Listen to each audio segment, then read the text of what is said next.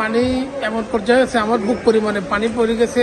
এর আগের দিন তো প্রায় আমি ডুবে গেছিলাম এবং ফেনীতে যে হারে পানি আছে, আমরা সমস্ত ফেনী জেলার মানুষ সবই এই পানিবন্দিতে আছি। কিন্তু এসব করতে গেলে কয়েক হাজার কোটি টাকার মানুষের ক্ষয়ক্ষতি হয়েছে। এই ক্ষতিগুলো কিভাবে পোষাবে একমাত্র আল্লাহ ছাড়া কেউ বলতে পারে না। পানির ভিতরে আছি, সমস্ত মানুষ খানায় কষ্ট করতেছে, পানিতেও কষ্ট করছে, বিশুদ্ধ পানি পেতেছে না, রান্না করার কোনো গ্যাস পেতেছে না, বিদ্যুৎ পেতেছে না। সব কিছু থেকেই এই সমস্ত ডাক্তার পাড়া এবং পুরো ফেনী জেলার মানুষ বঞ্চিত আছে।